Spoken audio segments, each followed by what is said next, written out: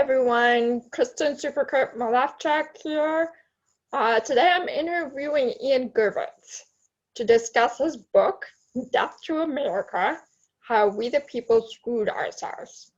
I've read Ian's book in its entirety, and I think it's filled with a lot of important observations and information, as well as being funny in a dark and sarcastic way. I will, however, warn my viewers that the following episode will contain some profanity, as I will be quoting Ian's book directly, and I feel like censoring would take away from the integrity of his writing. So if you're one that's easily offended by profanity, I do suggest skipping this particular episode. But if you can tolerate it, I strongly recommend sticking around because this is going to be a fun one.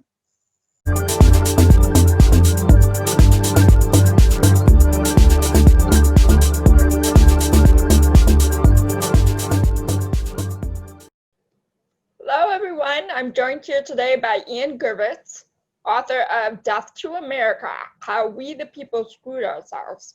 We're going to be talking with Ian about his book and getting to know a little bit about him too. Welcome Ian, and thanks so much for being on my show today. My pleasure. How you doing? Doing well. Now Ian, I understand this book isn't your first professional rodeo. In fact, No. You're, according to your Chapman University bio, a native New Yorker who has lived in Los Angeles for the last 30 years. And you've worked as a TV writer, director, executive producer, having produced over 300 episodes of shows such as Wings, Becker, The Wonder Years, Get a Life, and Frasier. Is that correct? Yeah. Worked on some of those for years at an end. Other ones just did a script here and there. Worked on a show called The X's for a while on TV Land. Done development deals, pilots, shows of my own that crashed and burned. So it's, it's a life in LA. That's very impressive. I enjoyed a lot of those shows growing up too. So, They were fun to work on. yeah. And in addition to your work in television, you've also written about politics and culture and written 4 books previously. You want to tell us a little bit about your previous books? The first one I did was about TV writing. It was sort of a journal that I kept through 2 years of development, what it's like to be in TV development on an overall deal where they pay you an obscene amount of money to come up with shows. And the biggest tragedy of all that was, had I realized how it would all go down, I could have rented a house in Hawaii for 2 years and phoned it in. But instead, I treated it like it was a bank job and went to work every single day. After that, I did a book on religion, which was something I'd studied in college and grad school. Oh, okay. Sort of the master's thesis I bagged 30 years ago, but it was still inside me, so I just got it out. And then Deconstructing God, right? Yes. With that one. Yes, and then when Sarah Palin hit town, it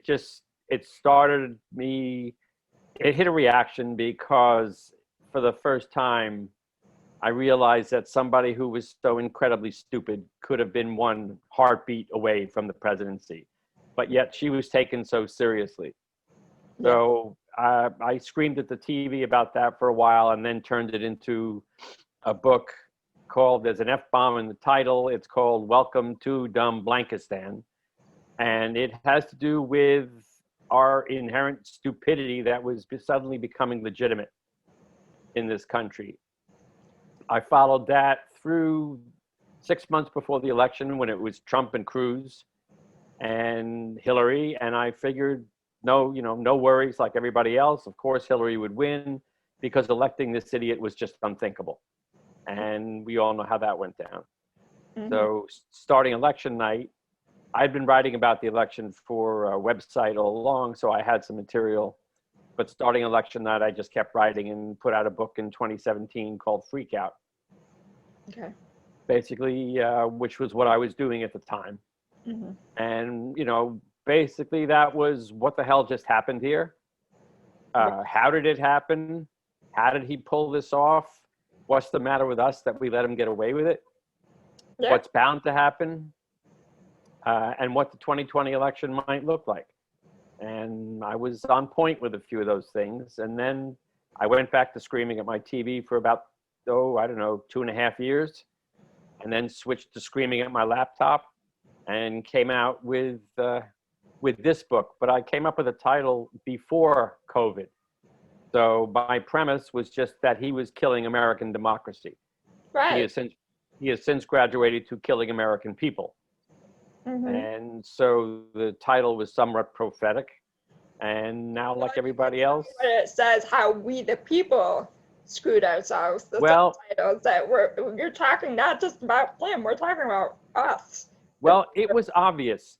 It was painfully obvious who and what he was from the very beginning. The moment he came down that escalator, they're bringing drugs, they're bringing crime, they're rapists, to throwing Jorge Ramos out of a press conference, to the Megyn Kelly remarks, to the Muslim ban, and on and on and on, throwing people out of his rallies. It was clear what he was doing.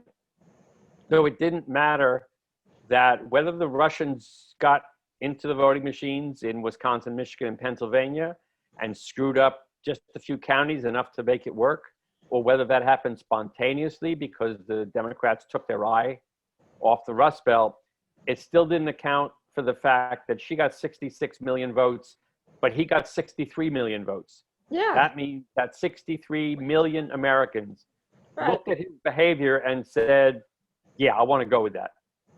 Right. That was the premise of this book. That's not on him. He was obvious. He wasn't hiding anything. That's on us. We bought it. No. Now, it seems to me this book wasn't made to persuade anyone who actually has any intention of voting for Trump in this election, as it's pretty obvious that it's calling out those people. And usually people won't even pick up a book if they think that, you're the one being called out. But I wanted to know, what is the intended audience and what is the intended purpose of Dr. America? Is it to entertain, to inform, to analyze, or is it a combination of all three of these? To entertain, to inform, to analyze, to give people for whom this is a very hard time, a little bit of catharsis or a little bit of insight into what I think has gone on and what might happen. Part of it was meant to insult, because I had to get it in as a chapter on his most ardent supporters. And I came up with the cruelest things I could think of because I had to get it out. And frankly, I have no illusions about them reading it. I don't think they read books. They most likely deep fry them and eat them. However, there was a segment of that chapter for the Republicans who are, let's just say, open-minded. All I said was, are you better off now than you were 4 years ago? And if you have to think about that, then look out the window. Are you working? Are you getting unemployment? Has your unemployment run out? Can you pay your bills?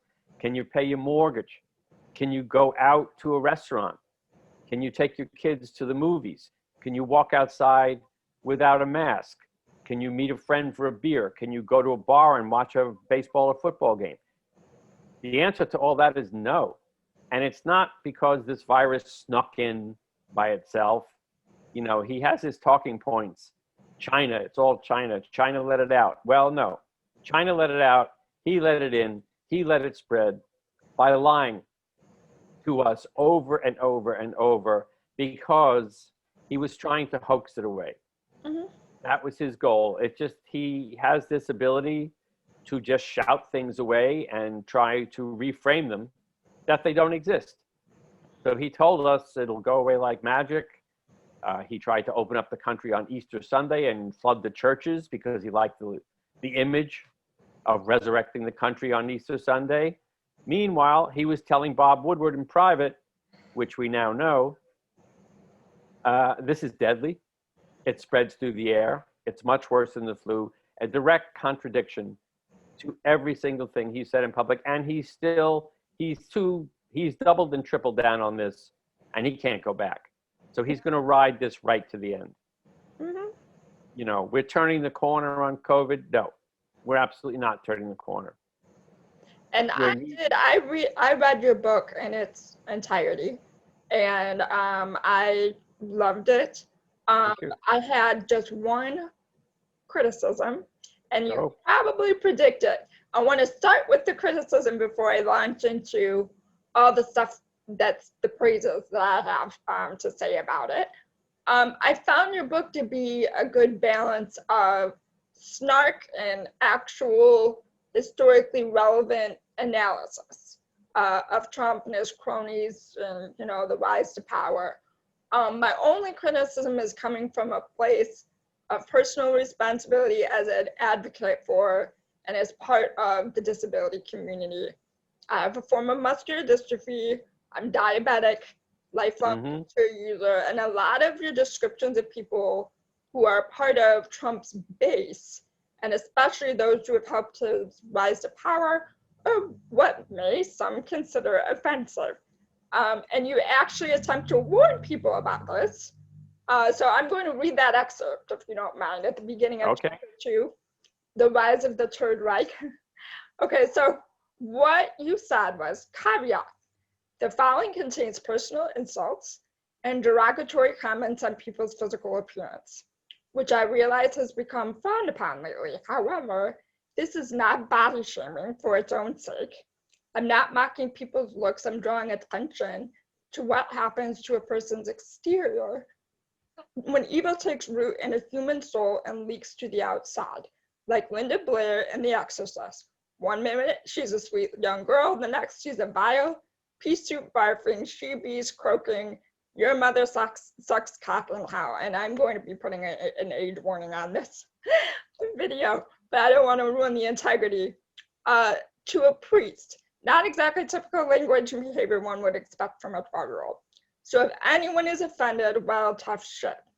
Trump rose to power mimicking the accents of Asian businessmen, mocking a reporter with a disability, snarking that a journalist asked him a tough question because she was on her period, and calling one of his female primary opponents and another opponent's wife ugly. He called other women short, fat, stupid dogs and pigs. And this is the part that I bolded for myself. Trump opened the door to personal insults. I'm just walking through it. Now, I'm not trying to say I don't understand the temptation, because I most certainly do, but I wanted to just explain, humor me for a moment, why from a person who has been abused or bullied due to factors outside of their control, this can give him a taste of his own medicine reasoning sometimes doesn't work, is because you take being disabled, for instance. A lot of people have spasticity, like that disabled reporter that Trump mocked. And a lot of them also have to wear adult briefs, or cannot run up a flight of stairs or even a ramp, or need to use 2 hands to hold a glass of water. Now, these are all things that you didn't necessarily specifically make fun of or target in your book. But coming from a standpoint of seeing this being made fun of lots in social media and everything, my concern is that people are unintentionally being targeted by that kind of speech. And my concern is also that because they've been bullied or hurt continuously throughout their life by that kind of rhetoric, that if we embrace it, then it might turn them away and turn them into one of those very insecure Republican Trump voter type people because they feel betrayed by their own. I wanted to start with that because I know that it's kind of heavy, give you a chance to respond to that, and then we'll go into the rest of what I wanted to say about the book. Okay, that's a fair point. And I wrote that chapter consciously, knowing I was dipping my toe into somewhat risky waters. But what I intended by going a step past it in that chapter was they were personal drone strikes against every one of those people. And with certain language I've used with Trump, it's New Yorker to New Yorker. I used language that I knew he would know in a certain context, and to sting as much as possible. And that was my intention. That's why I put that caveat before it. I didn't just want to go off on gratuitous insults. You know, Barr is fat and Jared is ugly and he's a creep and he's a Klingon. And I didn't want it to just be that. I wanted to make the point, which is not it's a semi-serious point, because, you know, the way one looks has nothing to do with the way they act in many, many cases. You know, True. Kaylee McEnany, or Kaylee the Enemy, as I refer to her, Yeah. is objectively speaking not unattractive. She is, however, when I look at her, ugly as sin because of what she's doing. So I knew I was walking a line. Thing about people, Tommy, or is it Tommy Laren? Tommy Laren, yeah. Yeah, same situation. I see her, and all I see is ugliness now. Yes. You know, and that is from the first part of your description.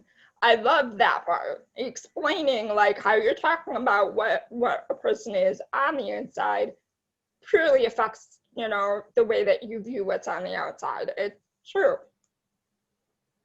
Yeah. And I appreciate that explanation. I could continue to debate about the good and bad parts of each. I think that right now everybody, it worries me that this whole administration in the last 4 years has caused society to actually de-evolve.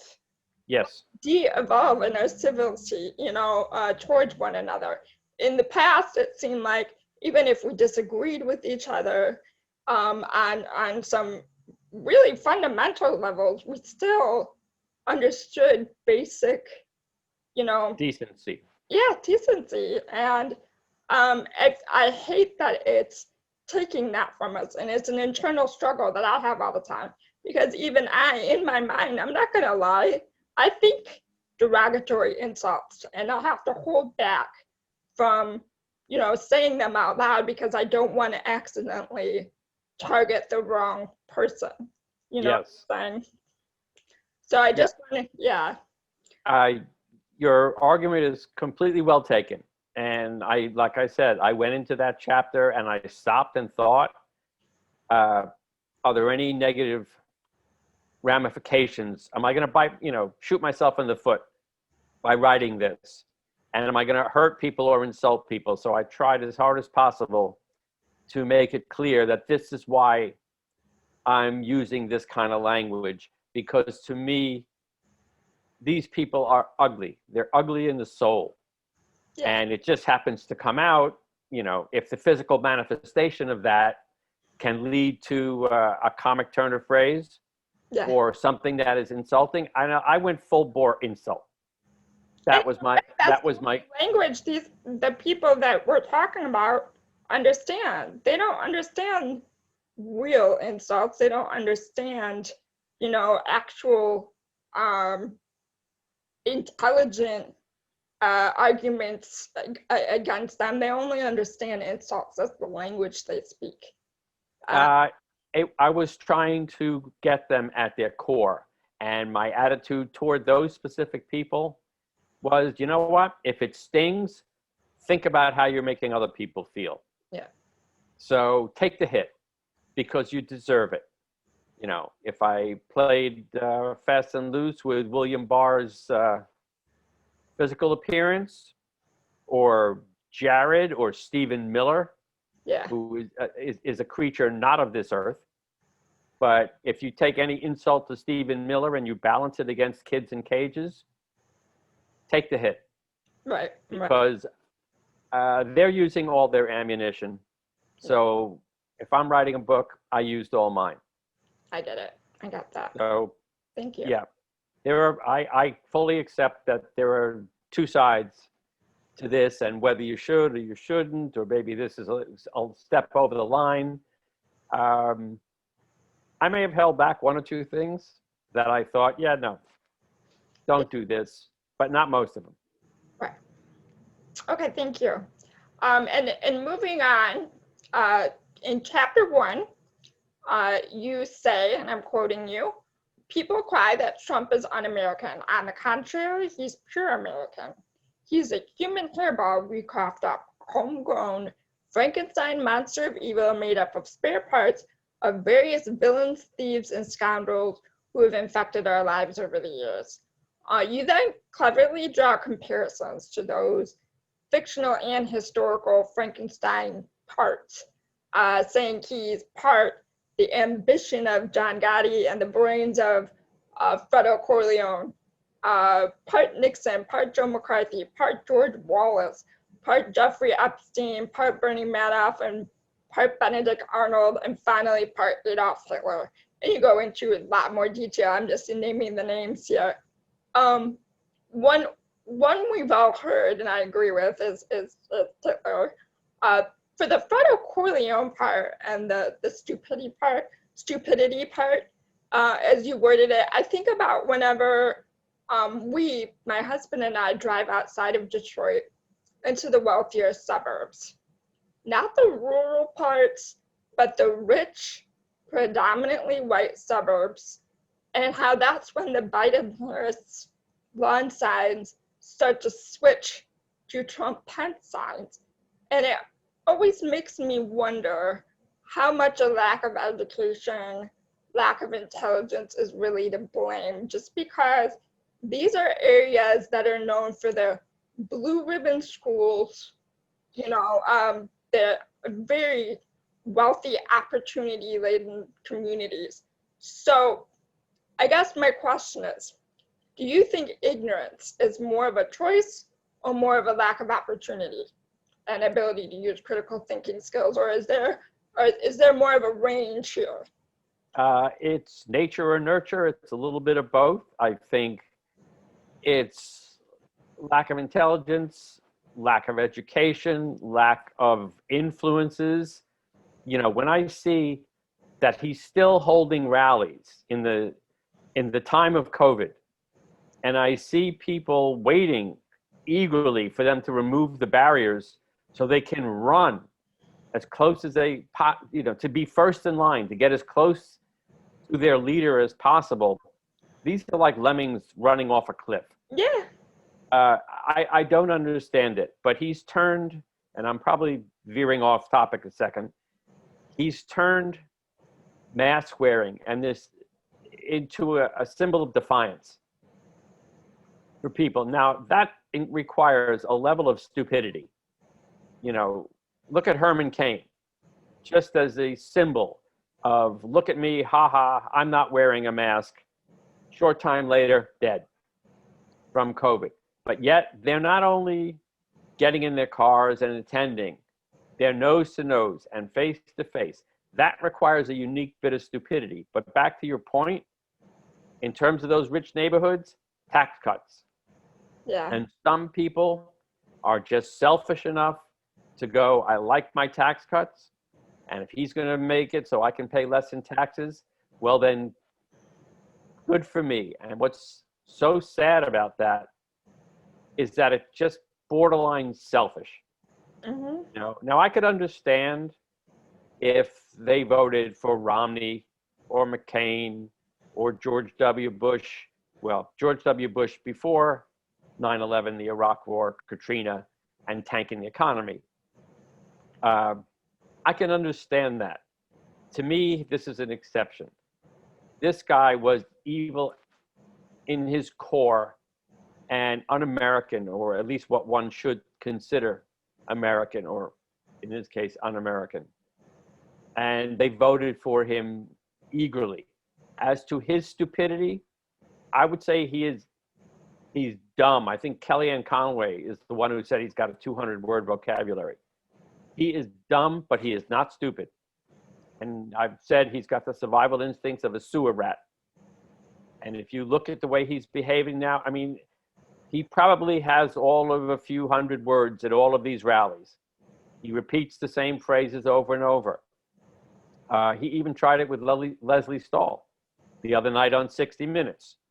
We're rounding a turn. We're rounding the corner with COVID. She said, no, we're not. He said, yes, we are, and everybody knows it. She said, I don't know that.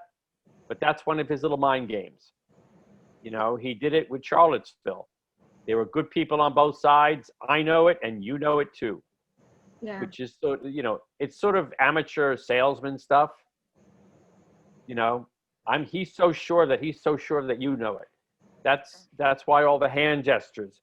He commands attention to sell lies, but you can only sell lies to people who are dumb enough to believe them. Yeah. I think that at one point in your book you had said that he's like the king of the losers. He especially appeals to the losers. And I think the reason that really stuck with me is because not just people that are uneducated or didn't get very far academically, but people that were, you know, the white athlete in high school that, you know, was the superstar back then, who's now kind of a washed up, you know, it might have a nice house, live a comfortable middle class life or whatever, but they don't feel significant enough. They don't feel important enough anymore. I really think that they see Trump as their savior because their male white grievance, you know, is simply that they're not the center of attention anymore. And that I've known people, the maggots, MAGA with the T, that is pretty much what the appeal is. And they don't say it outwardly, but it's very obvious. Yeah, you know, to me, a lot of this was racist, and it was Obama blowback, because a lot of these people flipped out when we elected a black president and then re-elected a black president and then didn't impeach the black president for the high crime of being president while black. I think he took their egos away. He took what little sense of superiority they had left. And Trump came along and he gave it back to him. He said, it's okay to feel this way. It's okay to say these words in private. It was all nudge, nudge, wink, wink. He didn't create racism in this country. He even went one step further than being a pure run-of-the-mill racist. He's someone who's dark and cynical enough to use our racism for political advantage. And he's still doing it. You know, what did Jared made some comment this morning about my father-in-law's President Trump has done more to give black people advantages. It's up to them whether they have the initiative to take them, which goes to a very old, ugly trope. But even in this day and age, they're not above parroting it. Right. So, Yeah. in answer to the question, is he dumb? Yes, but he's wily and clever, and he's very good at bending the minds of the people who he has in his sway. Frankly, if there was no COVID, he'd have stood a very good chance of getting reelected. You know, as onerous as he was all these years, and as ugly as the policies were for many people, he could have worked it. That's why he was so pissed at COVID. It screwed with his re-election narrative, which was the stock market. You know, look at the stock market. Even though under Obama Biden, it went up almost 300%. Under Trump, it's gone up 30%. All right. No, they reduced unemployment by several points. He reduced it by a point. Yeah. These are not, you know, these are not. So, right. But if he can sell it, Yeah. he has been able to sell it. And he would have been able to sell it, but COVID blocked him. It outed him. And I think it annoyed him. And he got angry at it, which is why he tried to hoax it away, you know, like magic.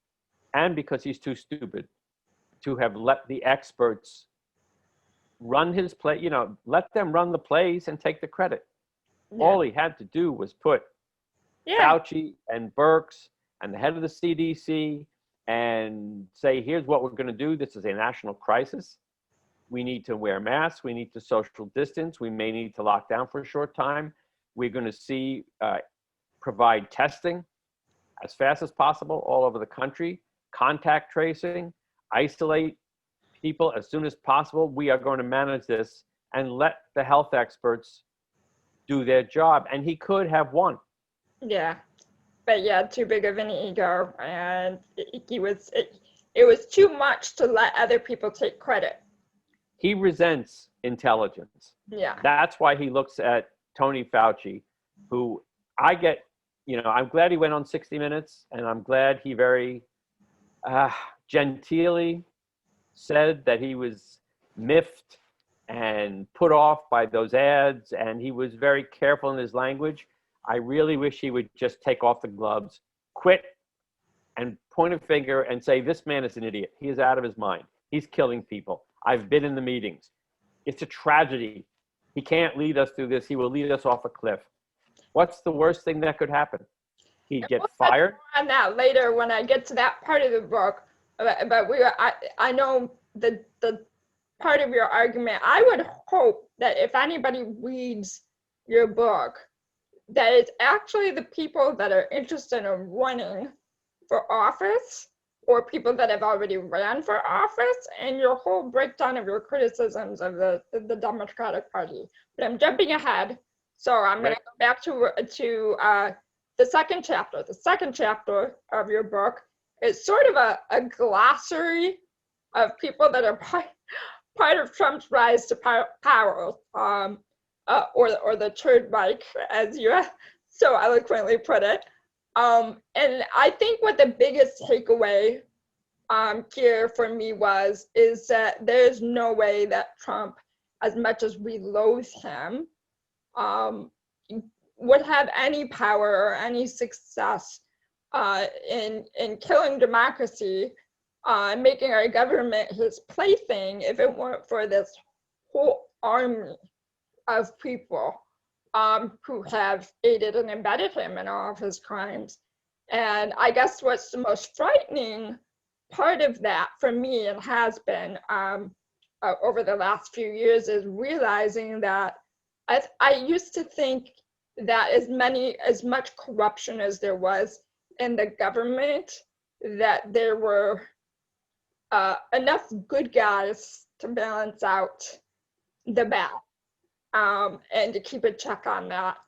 And I'm kind of feeling now that that's not the case with the way things have gone out of control. Can you speak a little bit to this? Yeah, it comes down to power. I've written a few times that the worst thing you can call a Democrat is inconsistent in their position, or horror of horrors, a hypocrite. The worst thing you can call a Republican is out of power. And they absolutely don't care. They'll say and do anything to get it and to keep it. And again, that's, to me, the problem with Democrats, is that they just think Republicans are bad Democrats, as opposed to growing up and realizing you are fighting people who simply want to retain power. Barack Obama, when he got elected, realized that he had to reach out. That was his one way of finding success. He soon found out that was not going to be reciprocal. Right. Mitch McConnell said our chief or main political goal is to make sure that he is a one-term president. You had the Tea Party. You had the Freedom Caucus. This was full tilt obstruction. And Democrats don't know how to fight obstruction. They just make these moral arguments. With Merrick Garland, they shouted and screamed, and they were outraged and flabbergasted. And, this is abhorrent, and they're great at making speeches. And at the end of the speeches, the Republicans just said, you know what? We're going to do what we want. Stop us. Yeah. Obviously, what's happening with Amy Coney Barrett right now, perfect example. Yep. Hypocrisy, calling them hypocrites, and even playing back videos of them being hypocrites. Doesn't matter. Nothing to them. Of course not. It only means something to Democrats because they don't think the right way. In the book I did in 2017, I suggested then that Democrats hire Republican operatives to learn how to go down the low road. Remember, as much as I admire her, when they go low, we go high. Mm-hmm. Yeah. Didn't work.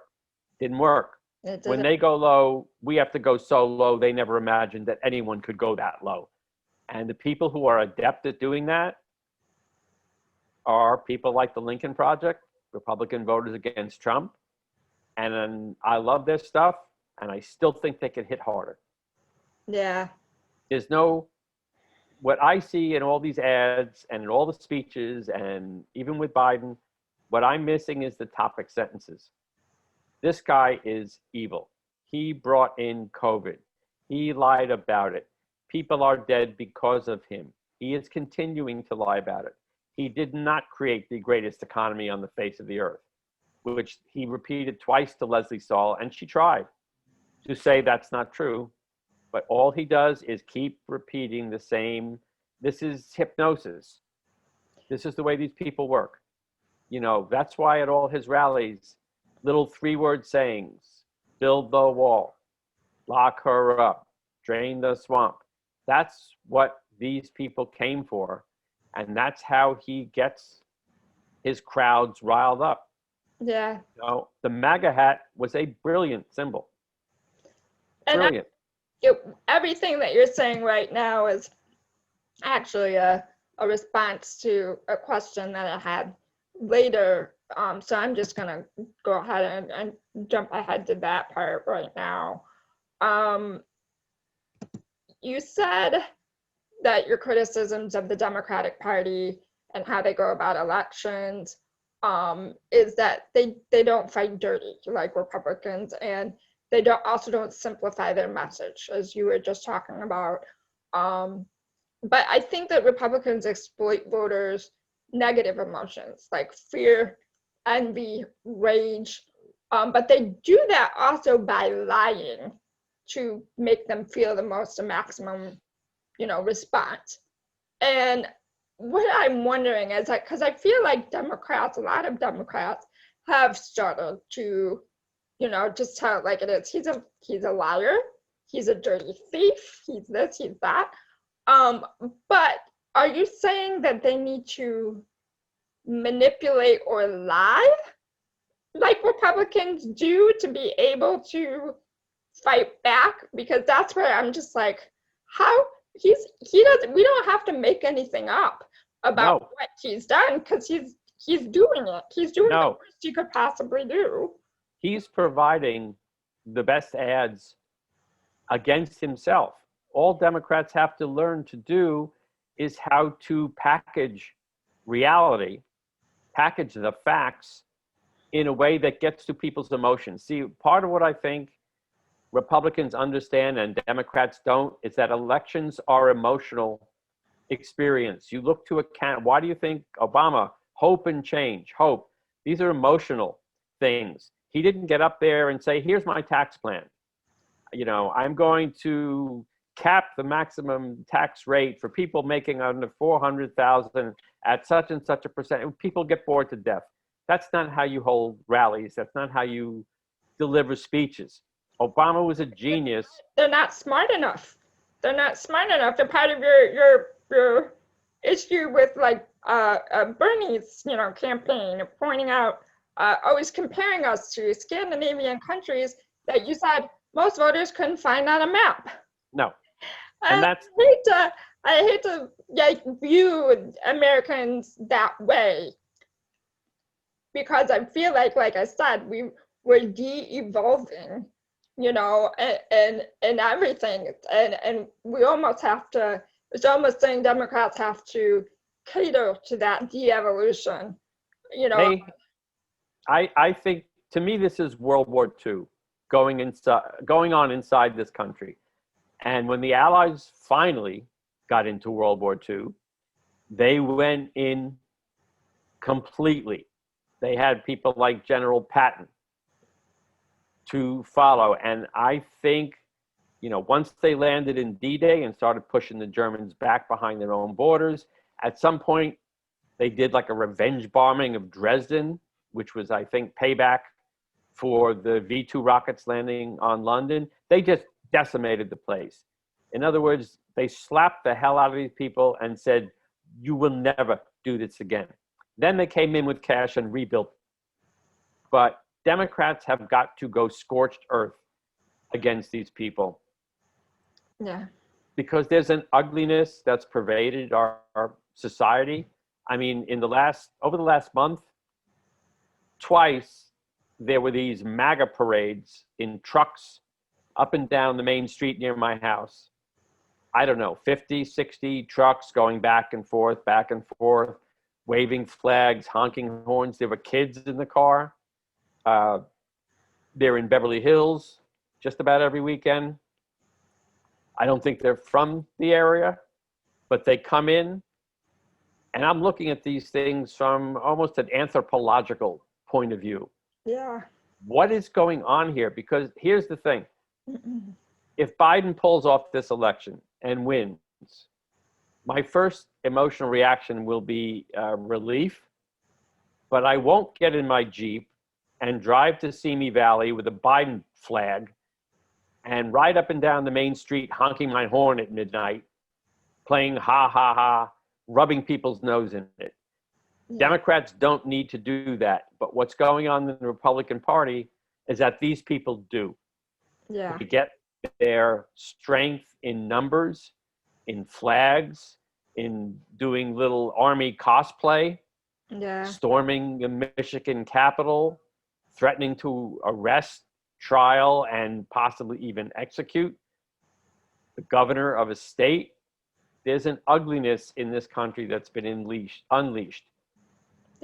Similar to the Nazis. And when people see that, it has to be ground into dust so that we can restart.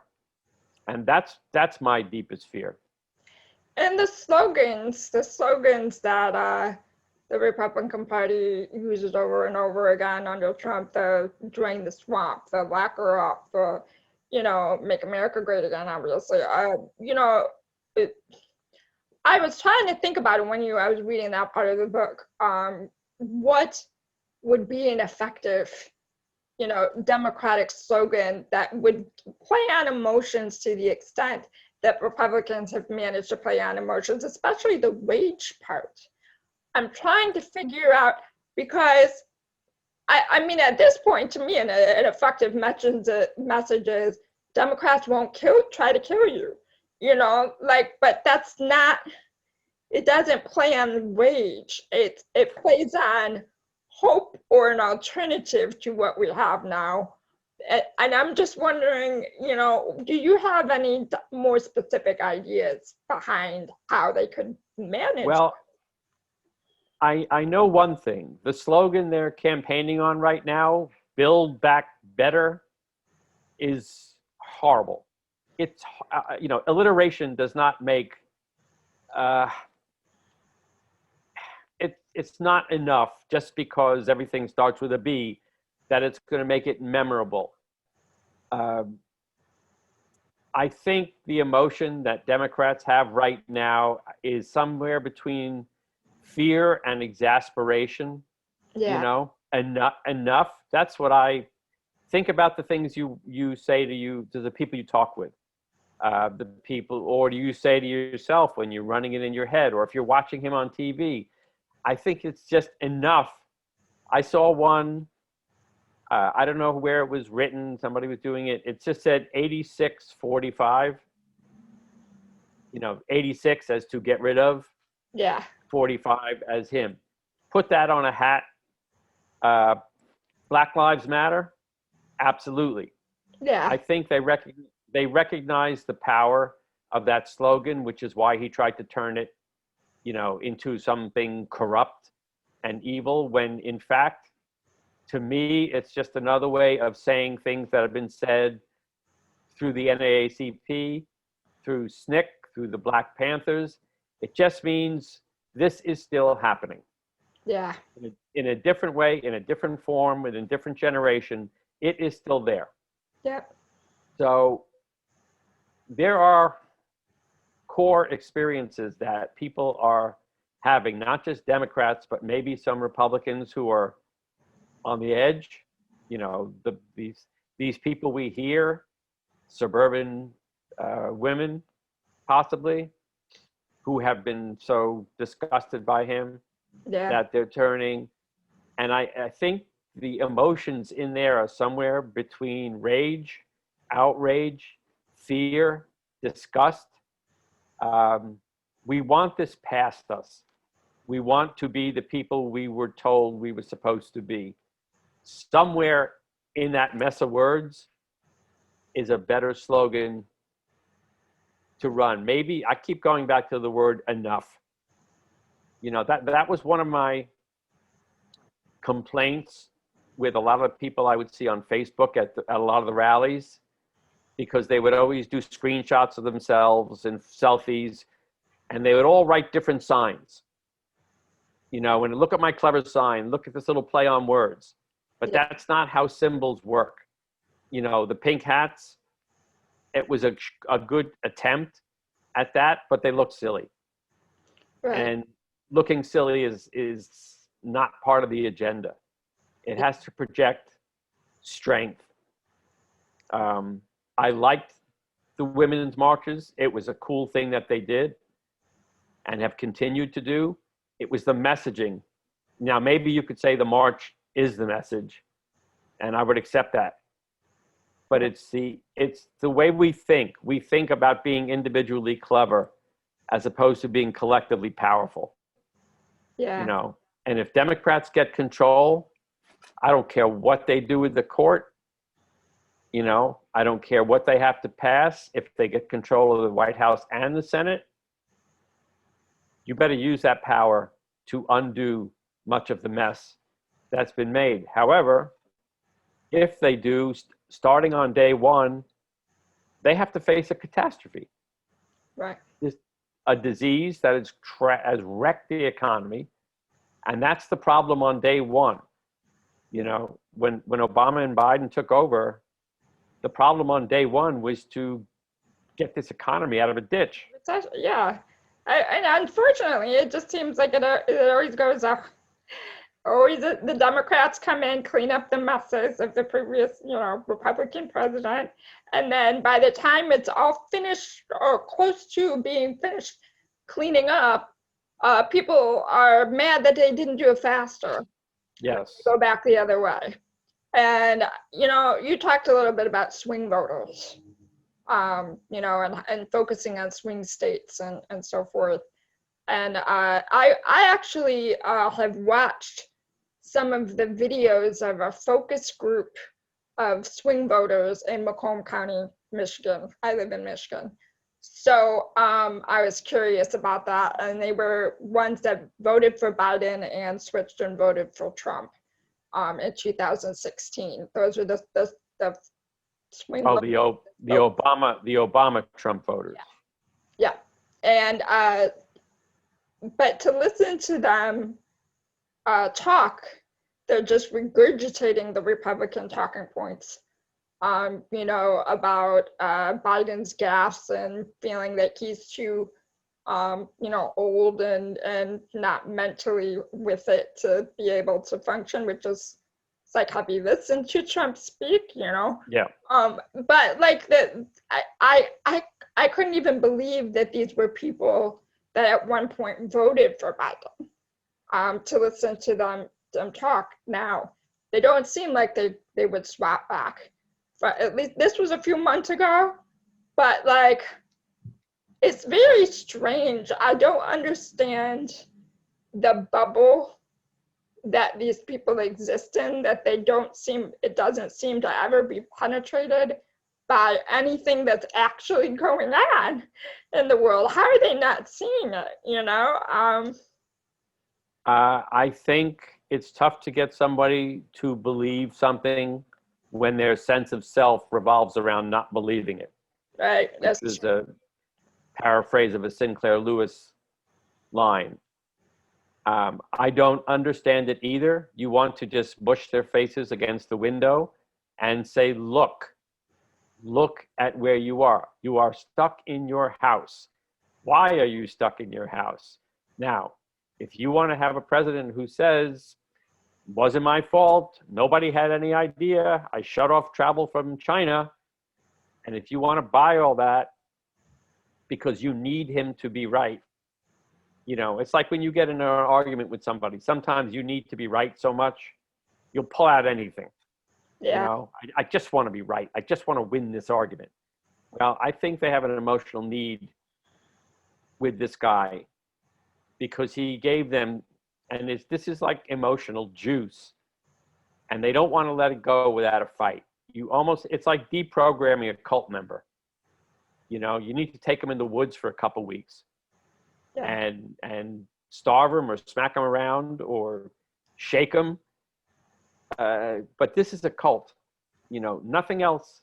When I see the people at these rallies in the middle of a pandemic, thousands of them rushing toward a stage without masks, this is not, you know, I've said they're not political scientists, they're political Scientologists. This is, you know, this is the worst of human behavior, crowd behavior, cult behavior. Yeah. And it always comes from emotional need. And Be validated. I need to be validated. Yeah. Like, feelings to be validated. And that's where I guess it's like, how do Democrats validate the feelings of people who, what they need validated is that their behavior, their anti-masking, you know, rants and all this nonsense is okay. I mean, we obviously can't validate that. It's such a confusing, it's not easy. I mean, I've thought about running for office myself before, and you know, I'm 39 years old and I'm still thinking about it a little bit, but the more I watch of what politicians have to deal with as far as, you know, compromise and also trying to be powerful, have enough of influence, enough of a voice to make a difference and earn that seat. It's very, very difficult. Yeah, it's daunting. A lot of that depends on what the power structure is like at the time. Yeah. You know, if in this next election, Biden wins and Democrats take the Senate, being a senator or a congressperson at that from the Democratic side is going to be a vastly different experience. Yeah. You know, Mitch McConnell has passed no legislation, but he's rammed through hundreds of lower court judges. Mm-hmm. You know, so he's already poisoned the well in ways that aren't going to change for decades. Right. So the fight is never pure. You know, you're if you go into politics, you're going into a rugby scrum. Right. You know, look what's going to happen. Look at what could happen with the ACA a week after the election. Yeah. You know, people have these theoretical discussions, you know, single payer, Medicare for all. Look at the realities. That law could be gone. Yeah. And that is my big beef. And you brought them up too, the progressives, the Bernie bros.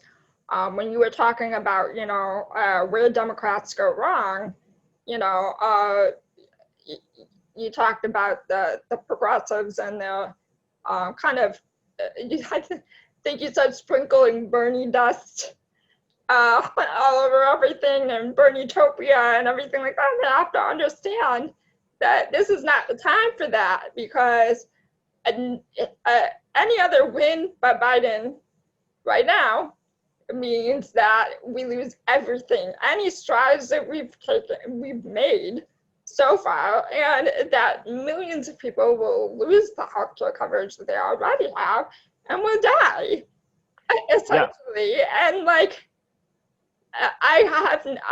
this is one of the things that's bothered me the most, because I voted for Bernie in the primaries. I'm all about the progressive policies. Yeah, I want them. But the thing is that the people that are the most diehard progressives is this demagoguery stuff. Yeah. And here, you know, I'm using a big word that some people don't know what that means, but like, you know, it's like politics really doesn't work that way. And I think a lot of people don't understand that. They just think, but if they would just look at Bernie's policies, they'd understand that this is better. And it's not, it's like, no, it really doesn't work that way. No, I put in the book that I would love to live in Bernitopia, but right now I'm trying to find my way out of hell. Yeah. And the other thing I object to, and I agree with him philosophically, 100%, philosophically. However, pragmatically, it comes down to what you can pass. And the other thing I don't like about this argument, and it's the same holds true for a lot of political arguments that we have in this country, it's all on this very binary level. It's either all insurance companies or it's all Medicare for all government. If you're going to approach this, now some of this depends on whether the ACA is still alive after November 10th. But the fact is, if you have power, you go at single payer right away. Yeah. You don't take away people's private health insurance because people don't like that. You're emboldening the enemy. They get their backs up when Democrats have to unlearn two phrases. We're going to give away and we're going to take away. You pass single payer so that everyone is potentially covered. People who don't want it don't have to get it. In time, you'll see whether that's better competition, and people with private health insurance may go, you know what, that's a better deal. But the other thing that I never hear people talk about, politicians, is that since rebuilding, part of this is going to be infrastructure. That infrastructure should be based around healthcare. I would find every rundown or out of business health center all over the country, and I would renovate them, or I would build new ones, and I would stock them with interns and residents and retired doctors to teach. And I would let people work off their college loans by doing a few years work. In other words, it's not just roads, bridges, airports, and the like. Right. Rebuild a part of the infrastructure around health care. It's not health insurance. If I get sick, I don't call my insurance agent, I call my doctor. Right. So what bothers me is that our thinking gets stuck in these very binary arguments. And that's where we remain. So even with Bernie's point of view, he's correct. Healthcare is a right and not a privilege.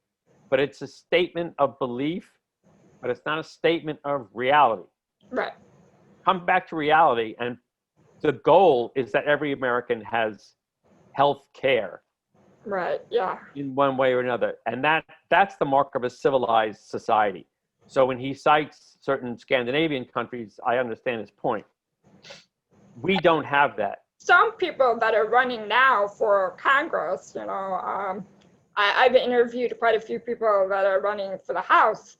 And Rob Anderson in Louisiana is one. I think he did say healthcare is infrastructure. And it was reflecting on what you just said. I think there's also been a really incredible shift. If there's anything good coming out of all of this, that we've got, we saw it in 2018 too, but we have average citizens with experience living average lives running for Congress with real solutions, real ideas that can make a difference instead of this binary thought process. And that's exciting to me. I hope that, we're able to see a big outcome, not just in the presidency, but, across the board. It has to be across the board, because if Republicans retain control of the Senate, they go right back into obstruction mode. Mitch McConnell is not going to have, a conversion on the road to Damascus, no matter what's going on with his health and his crummy little hand. He's not going to have a come to Jesus moment. They will dig their heels in and fight back. Yeah. No matter how many people are dying of this disease, no matter how far it spreads, the fact that Trump tries to go for, he can't even get the idea right, herd mentality. Herd mentality is what's going on with his supporters. Herd immunity is what this nitwit doctor from Fox And, they virtually recast Tony Fauci. Freudian slip Yes, ever. It was so perfect to yes. highlight. Yeah, But he just recast Tony Fauci like it was a show. yeah. No, we don't like you for this part anymore. We have somebody new coming on to play it. And they get this idiot, and if he gets power, they'll do nothing. They'll just let it spread, however many millions of people die, and we will have lost our chance. And think about how that's going to reshape what we euphemistically call society. Right. We don't. It's the other thing is we don't understand freedom. These idiots who walk around with "I have the freedom not to wear a mask," they think freedom means like a child. You can't tell me what to do. Freedom is something we have individually and share collectively. And if people don't believe that, then I would suggest that they stopping at stop signs and red lights and just drive as fast as they want anywhere they are and see how that works out. We are stuck with each other. One other part of your book that you gave a lot of focus to, a lot of attention to, I think is very important that people think about and discuss more, is how the media has played such a huge role in Trump's rise to power. As much as he blames them and points his finger at them, they created him. They could have stopped him dead in his tracks. Yep. Talk about that before the election ever happened. But what do you think needs to fundamentally change, and how the media handles the news, learning from the mistakes they've made leading up to today? Well, part of the problem is that they are in it for the ratings, especially, some of the more well-known cable news networks. I started watching when Trump broke out. CNN, MSNBC, they were covering those rallies from start to finish. And they legitimized the illegitimate. What they should have done is run a 2-minute clip or a 5-second clip and put a chyron below that said deranged racist maniac loose in local arena. But they gave him a platform, and they gave his Trump-splainers, Katrina Pearson and Kellyanne Conway and Steve Cortez, all these people, they let them on, and all they had to do. A reality TV show. Americans have decided that they can't tear themselves away from watching people make a fool of themselves. Nope. Or, whatever, but then the news chases them down. Ratings. And it's just like, why are these people that mean nothing? An example today, 50 Cent, the rapper, had endorsed Trump, then tried to retract a statement. Yeah. And from what my husband is explaining to me, apparently some side rapper that has like little parts in some songs, Lil Hump, I think he goes by, has decided he's endorsing Trump. Nobody even knows who this fool is. No one knows who he is, but right now he's just exploding all over the place because he decided that he's going to endorse Trump. Why do we care? Why does anybody care? Why are we letting him get exactly what he's looking for? The only reason that anybody would be doing this is because they know it's going to get their face out there and their name out there. It's going to get hits on social media. It'll make them into something they weren't. It'll probably promote their record sales. But some people are just, that's what they're driven by, pure greed. I'll say anything, do anything, if it gets my face in the public. Yeah. I was surprised you didn't mention her in your glossary. Candace Owens? People. Yeah. I mean, she's something else.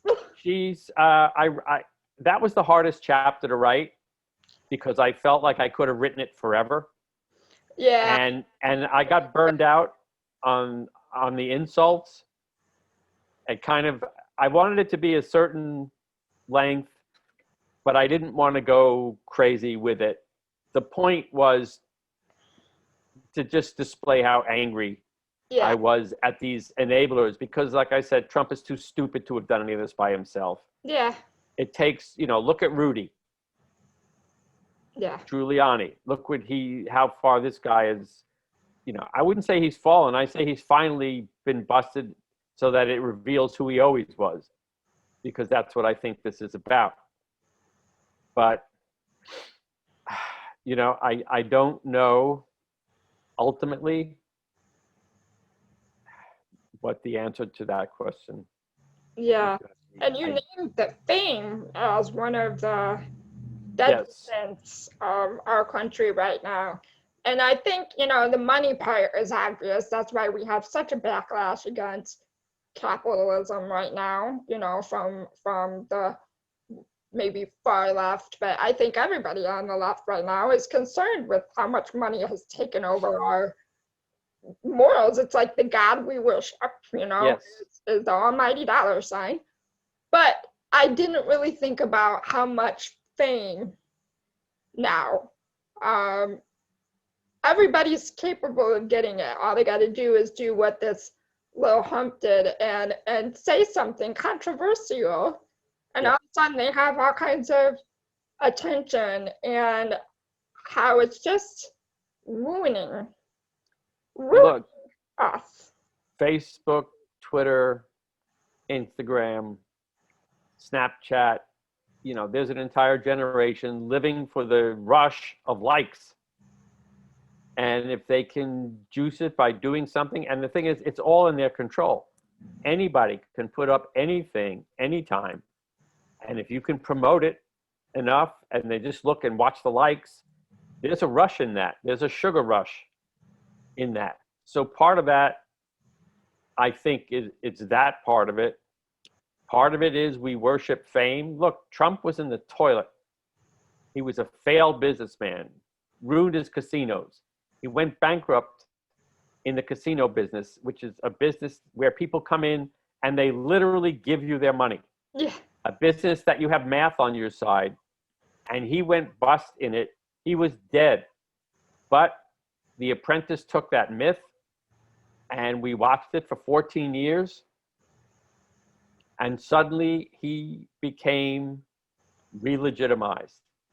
Yeah. And somehow money became equal with goodness. Fame became equal with goodness. And, they brought him back from the dead. You asked before what lessons the media, I think they've learned some. They don't put on the worst of the worst anymore for fair, fair and balance. Yeah. Every so often, Ari Melber will put someone on. But I kind of like it because he does it in a little teasing way. I'll put this person on, see what they say. I'll debate with them a little bit. Sometimes it's an attorney and he can go back and forth, but they are not running rampant all over the airwaves, which is why they now have, they had and still have Fox. Now they have Sinclair and OAN, but they're pretty much preaching to the choir. Mm-hmm. I don't watch network news anymore. It feels like an anachronism to me. So I don't know what the 6 o'clock news is saying, where they're pointing their cameras, what messages they're delivering. So I get my information between cable news and online, which leads me to magazine articles. I sort of get it by osmosis. Yeah. I sort of take the temperature of what's going on any given day. I don't believe what I read or see, but I investigate what I read and see. Mm-hmm. And after a while, you trust sources because they've proven correct in the past. And you trust people because, for the same reason. But I think for most people, getting information is a passive experience. Yeah. Give it to me. Yeah, and I it's very scary to me that our attention span, our ability to read anything that's longer than a few lines is, receding. It keeps getting less and less. And I'm not really sure, what the solution to that is, because we're just moving in this direction as a society. But you did also mention, you said even you were guilty of it, but you not under any illusion that it's actually making a difference on Twitter to vent, to say something because you're feeling it at the moment. Sometimes we all need to just express ourselves and get some reassurance that other people are feeling the same way. And I know I do that too, on Twitter and so forth.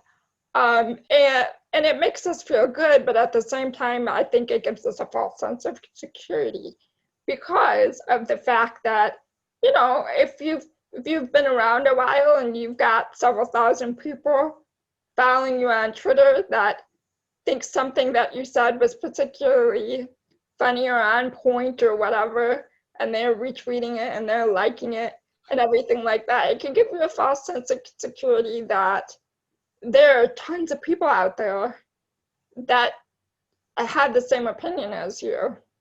Well, there are tons of people. In the bucket. It's just a drop in the bucket of our country. And so many of our voters live in news deserts and they're not on social media at all. And it's an echo chamber. And I really wondered, how do we get away from this? Because it seems to be getting worse and worse, not better and better. Education, schools. Schools don't teach critical thinking. Schools don't teach news, how to be informed, how to think. It's not what to think, it's how to think. They don't teach skepticism. They don't help people become citizens by teaching them how to evaluate what they see, how to recognize propaganda. Yeah. How to know when they're being played. That's absent from our educational system, and I think it should be there from an early age. We like you said, we create our little environments. We curate them on Twitter, and if I see someone on Twitter and once in a while, so and so posts some MAGA nonsense, unfollow. Yeah. And it's not like I can banish them from my world successfully, but I can't banish them from the world. Yeah. And so, like what I was saying, those MAGA parades that took place in my neighborhood, I look at it and I think, great, the morons are out, the COVIDiot parade, that they're the exceptions and we're the rule. Well, at the moment, that's not true. And I think the mistake of 2016 was thinking that, and I hope it doesn't turn into the mistake of 2020. Yeah. Because, honestly, it terrifies me that he's holding these rallies all over the country and he's getting thousands of people to flock there without masks, face to face, with a disease that's got to be being passed from one to the other. So what is motivating them other than the need to be right and the need to own the libs and to go home and crack open a beer and have a laugh? They could be dead. They could be dead next week. I've heard a lot of people say that, the voter turnout so far with the early voting is proof that Democrats are doing well because people wouldn't show up in numbers like this to support Trump. But I'm not so sure about that. I am not so sure that early voters are necessarily Democrats.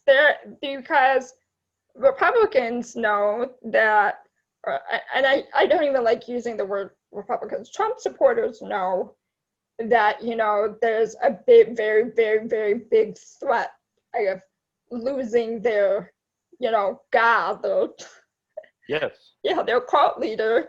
And I think that they're emotionally voting too right now. And I think that it's very dangerous that people are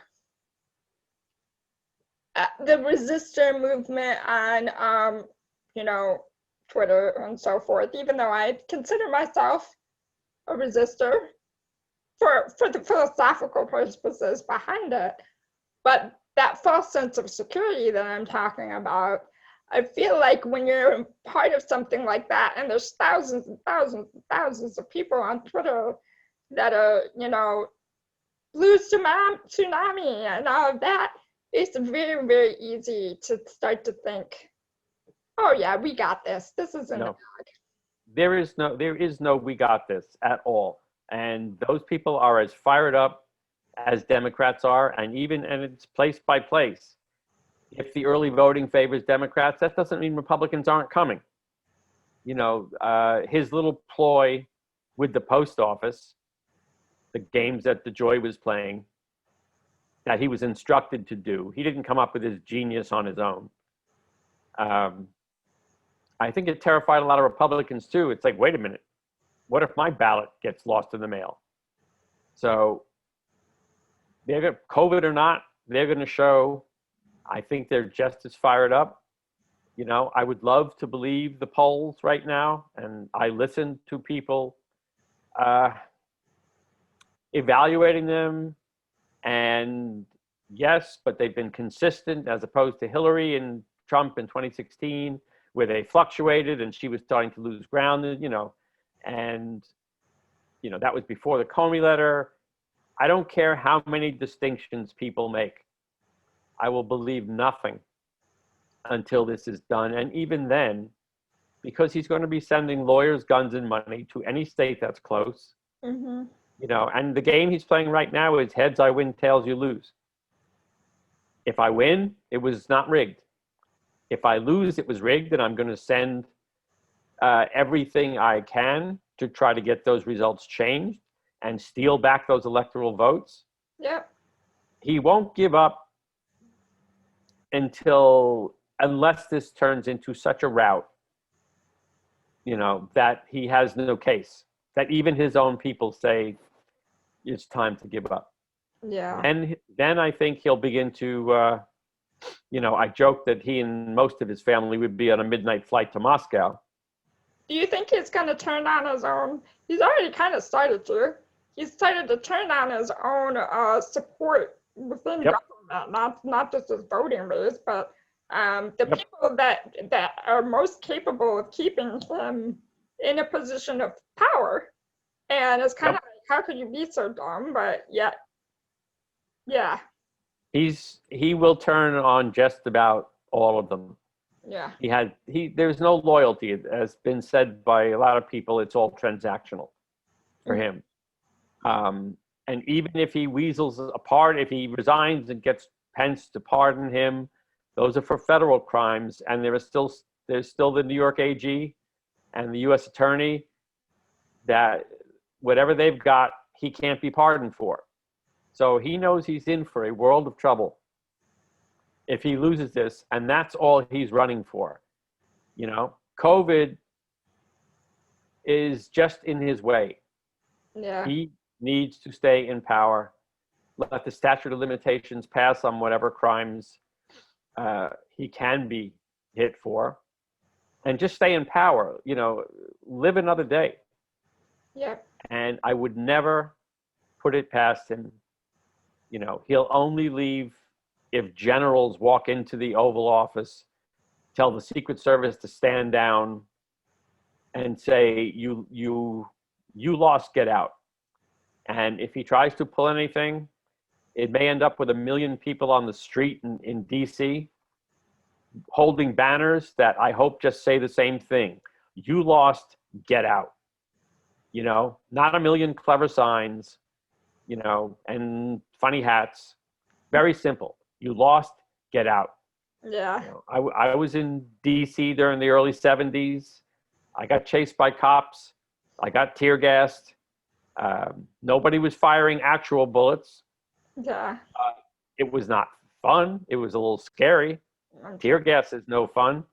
No. But it may come, you look at what's going on in some other countries where you've got millions of people flooding the streets. They can't kill all of them. That's my greatest fear, because he will take it that far. I think at some point we're looking at the end of Scarface. Yeah. Say hello to my little friend. Wow. Because there's no dignity here. There's no dedication to the presidency, to establish, even if they're norms or laws, he simply doesn't care. Dictators and aspiring dictators, they don't care what the law is. They act and they say, stop me. You know, it kills me that I hear that Hispanics, people in Florida, are worried that Biden is a socialist because they fled Castro. And it's like, Castro wasn't a socialist. Castro wasn't a communist. Castro was a dictator. And if you're afraid of dictators, take a look. Yeah. Because we've got one here. The guy you're supporting is the same person you should be afraid of for the same exact reasons. You know, that's why he's going through running around Florida, dropping the S-bomb. Yeah. It's ridiculous, but I don't see anybody making that point. I would be running ads in Florida with Trump's picture here and Castro's picture here. I would be calling him President Pendejo. I would be insulting him on every level and just calling him, he is the dictator you ran away from. Mm-hmm. People have to be hit on a gut level. So yeah. I don't see it happening, but I'm hoping that this disease and the just general feeling of exhaustion and disgust and embarrassment has permeated through enough of the country that we will vote this bastard out in numbers large enough to make it unstealable. Yes. Glenn Kirshner always says that. Numbers too big to rig. Yes, exactly. Yeah. So this is the first interview I've done that's a kind of a review of a book at the same time as an interview. I tried to touch on a lot of the most important parts that I took away from it without also giving too much away of it, because I want people to actually read it, to get it and to read it. Is there anything that you wish I would have asked about that I have not yet? No, I think you actually covered most of it. You know, again, at the end, the only point I tried to make is that, you know, there's this phrase, the arc of the moral universe is long, but it bends toward justice, which is what we all like to think. But I tried to make the point that maybe there is no moral universe. Maybe we're just sort of on this, you know, Freudian Mobius strip, slip sliding between our ids and our superegos. And if you look at what's going on in the world, in the Philippines, in Turkey, the Le Pen movement in France, Brexit, in England, Bolsonaro in Brazil, you know, these movements have always had local legs, but I don't recall seeing it on such a mass scale since, you know, the Soviet Union, the good old days. But when the wall came down, I think most people felt, well, we're good. Freedom won. But even if you look at all the refugees who poured out of Syria into Western Europe, that kicked up a lot of anti-immigrant feeling and nationalist feeling. You know, put aside Russia and China.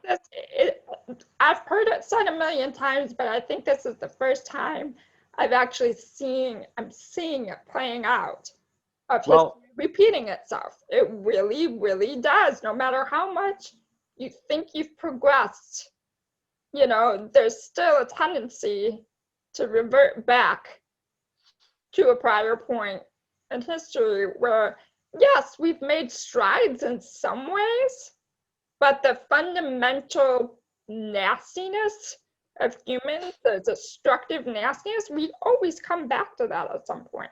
Yes, which is, you know, who cares if we make faster planes or cooler cars, any of that. You know, I think a lot of the problem goes back to our educational system. Like I said, we don't teach skepticism. We don't teach ethics. Yeah. And I mean to kids. My education, college education, is in social work. So learning all about systemic, you know, racism and oppression and, you know, how money is used to manipulate and oppress, and pedagogy of the oppressed. I'm shocked that was one of the books I read in college that had the most profound effect on me. Me too. I've never met another. The oppressor. I've never met another person who's written it. I saw somebody on a Zoom call, and I noticed their bookshelf that they had that book. Yeah.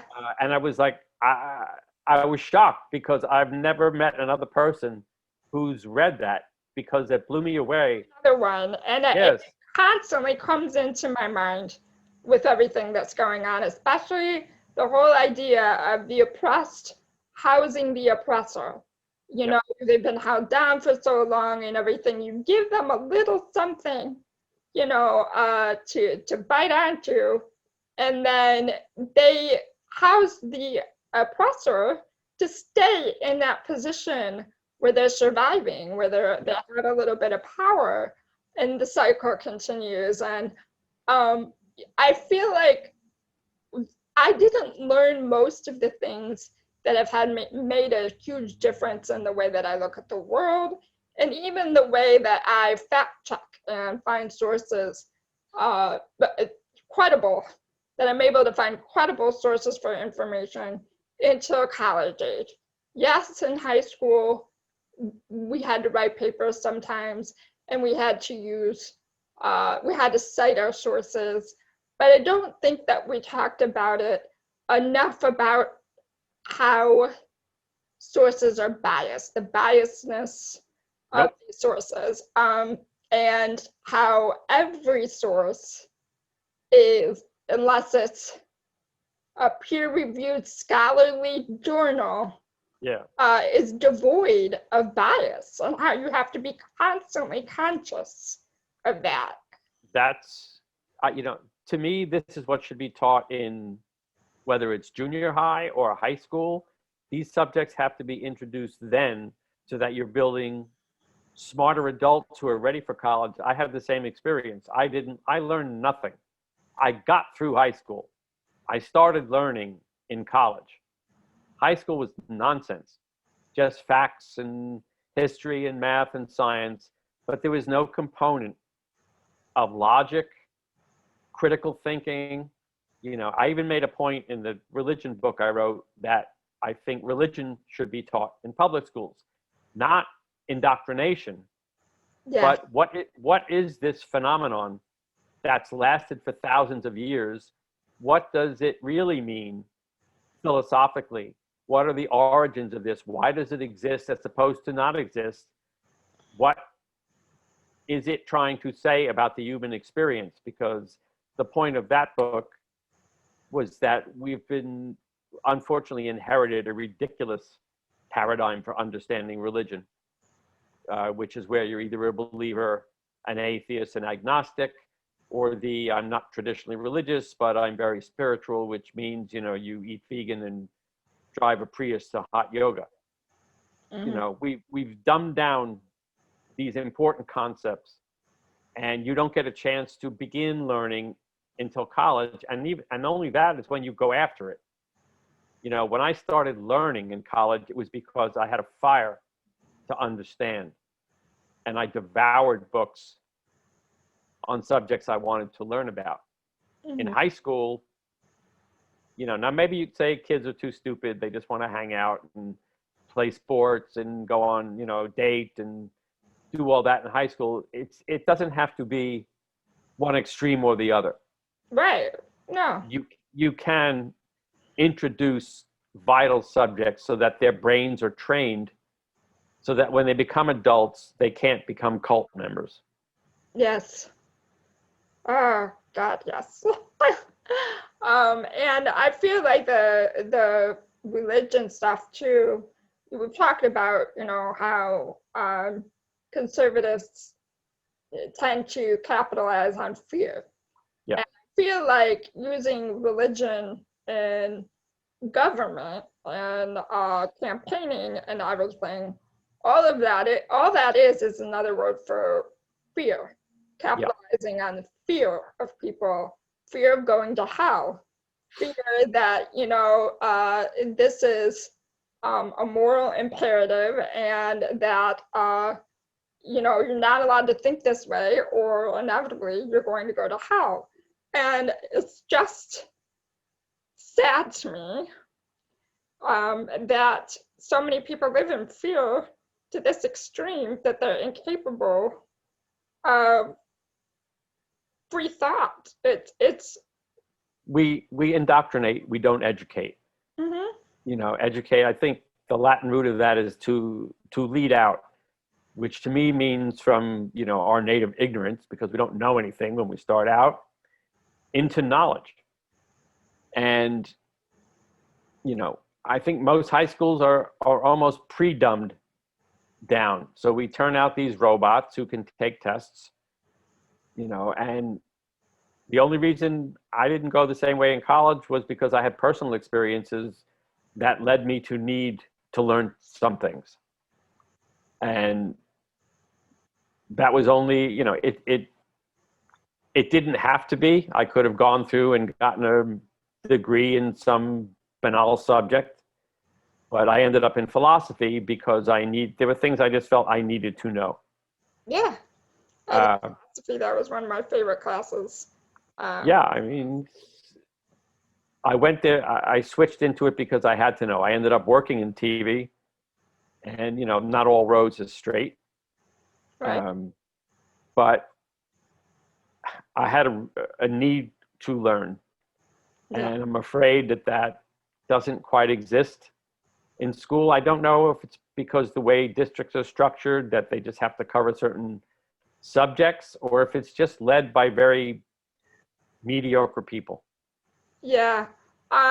One difference I have known from my daughter is almost 18, and she's applying colleges right now and everything. She's going to the same high school I went to when I was a kid. And when I was a kid, there was your general education requirements, and then there was your elective classes that you could take after you got all of those done, basically. There is a lot more types of classes, much broader curriculum, closer to a college kind of curriculum among those elective courses. Right. Now, for her, I see a little bit of that shift taking place, but I still don't think that it's happening broadly enough, and I don't like it amongst most schools, and I don't think that it's also starting early enough. I don't think that you should have to have these courses done before you start, these types of courses. I feel like philosophy, I feel like religion, civics classes, business ethics might be good. Ethics in business, intro to capitalism, and what it's supposed to be in an ideal world, and when capitalism turns into income inequality and what that does to society and what that does to people. I don't see those points being made. At least they haven't filtered into the general discussion. Right. Yeah. To me, and I've written this before, we work in a capitalist system, but we live in a democratic society. And these things have to be balanced out. Yeah. And, again, coming back to healthcare, one of the biggest crimes in this country is that we have something that's so basic to every human being at the whim of a company, a public company, where it's just about profit and loss. So their goal is to make more money, which means stiffing people on their care because you're in the way of their stock price. That should never be the system for healthcare. Right. It can be for a car company, not for healthcare. And that's with my disability, my Medicaid is an necessity because it pays for the day-to-day care that I need just to get out of bed in the morning and be able to take showers, things like that. And I have gotten into many a debate with, more conservative-minded people who are, feel like government wastes their taxpayer dollars, which it does. But I don't think that they realize where it's being wasted the most. They feel like I'd be better off if these sorts of services were provided by private companies. That's an oxymoron. Do you really think that millions of poor people that are unable to even get a job and don't have any money to put into their own care, that private, organizations or companies that have to make a profit, not even necessarily that that's their prime motivation, but would have to make a profit just to survive, are somehow magically going to be able to provide these essential services to people? How do you see that happening? That everybody is just going to, out of the goodness of their heart, because they're no longer being taxed for it, just hand over the money? You think that's going to happen? It always strikes me that for a group of people who are so devoted to embryos, once they get out of the womb, that devotion goes away. You're now an American. You're on your own. Yeah. Sink or swim. Life. Yeah. Sink or swim. Do it on your own. And the fact is, nobody does anything on their own. I tried to make the point in another book, for people who are riding in their car, and they got the radio blasting and it's a beautiful day and they feel like, they're on top of the world. My comment is, did you build this car? Did you design this car? Did you manufacture this car? Did you deliver it to the local dealer? Did you drill for the oil? Or if it's an electric, did you make the battery? Did you make the components in the car? Did you make the music you're listening to on this car? We are individuals, but we also coexist with thousands of people and their work that goes into everything we do on any given day. That's another lesson that is not taught in school, that freedom is a group effort. So at the moment, that's, I think, what we're in the middle of struggling with. Mm-hmm. Yeah. Two philosophies of American life. And it will be interesting to see which one prevails in the moment. Mm-hmm. Definitely. I'd like to be confident. I'm holding on. Me too. You have to, I'll face the downside if it happens and see, what it leads to. I hope we sober up as a country and return to our heritage. Mm-hmm. I do too. Yeah, and a role model of mine, or I guess maybe not role model's the right word, but I just have a lot of respect for her. You talk about revolutionists, is Angela Davis. Mm-hmm. I read an article recently that she still has hope. If somebody like her, who's been through what she's been through and has seen things changing, as she has, over the years, has hope at this point for becoming better, I guess that's all I need. That's all I need. If she has hope, then I can have hope, So. I say you find it any place you can find it, and dig in over the next, whatever it is, until the 3rd, and then maybe beyond, for whatever chaos ensues.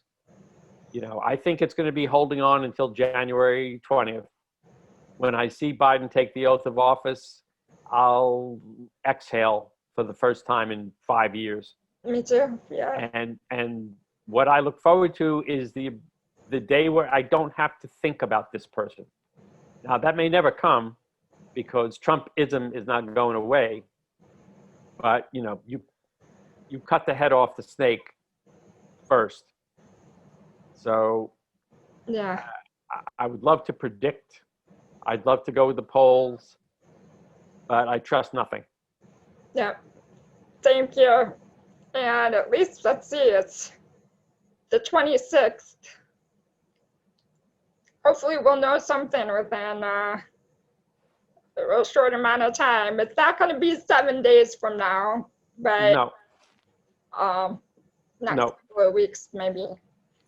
So, I think Florida, which is, if I were the Democrats, I would be carpet bombing that place with the the nastiest ads I could think of, because that's the first step. If they declare election night for one or the other, yeah, that's going to be the first domino. yeah. North Carolina, similarly. Pennsylvania, Yeah, the Rust Belt, because it's going to take a while to move out toward Nevada. But those states, and I would put nothing past Trump and his minions right now. They already trashed the post office. You know, he already, I mean, that sight of mailboxes on the back of trucks, that alone should have struck fear in people's hearts. yeah, You know, what are we doing here? People waiting 12 hours on lines to vote. One drop box for, I think it was in Texas, for where, you know, several million people in that area, one drop box. yeah. These are people with no shame. No, So, you know, his mentality is Hitler burning down the Reichstag. all right. That's what we're dealing with. Yeah. So I think to conclude, I would like to say to the viewers, which I've been saying it every day for the last probably month, and I'm sure you have too. But if you have not voted yet, it's not time to get complacent. No matter all the good news you might be hearing about early voting and in the polls and so forth, if you can vote in person, do it. Yeah. It's unfortunate we should have the ability to vote by mail easily, but we know that the Republicans are trying to take advantage of our postal system and use this as an excuse to claim election fraud. So if you can do it in person, please do. If not, do it any way you can, but do it sooner rather than later. Absolutely. There's no other way around this. This is the only way through. And once it's done, however it gets done, life will continue in one form or another from there. Absolutely. It's been a pleasure. It's been a pleasure. Yes, I've had a lot of fun talking with you. You too. And whatever you're going to run for, you should do that. Thank you. Thank you so much. Do it. I don't have the courage. You should too, or be somebody's campaign manager. You have some very good ideas about how to do it and how to do it effectively. And I gotta say, the whole book was enjoyable, but the section on where you broke down all the Democrats that ran for office and what their mistakes were and what they could have done differently, I found that part most compelling, because that's something that not a lot of people have really, I've not seen a lot of people discussing. So. No, I watched the primaries going, no. Yeah. I'm trying to have hope. You know, Barack Obama's come along, you know, FDR's, Obama, you know, only a few times in a lifetime. Mm-hmm. But it also depends on what's going on at the moment.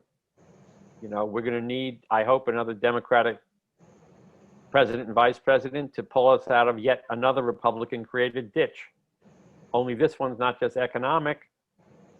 There's a health component to this where many of us could get sick and die. Yeah, If that's not enough to convince Republicans, then I'm not sure what is. exactly.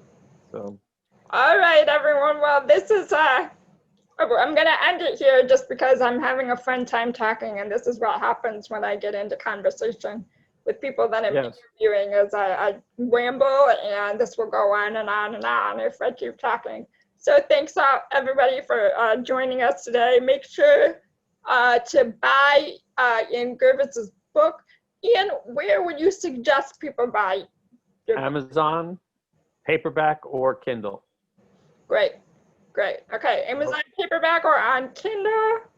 And that is Death to America, How We the People Screwed Ourselves. All right. All right. Take care. Good luck. Keep your fingers crossed. All right. Bye-bye.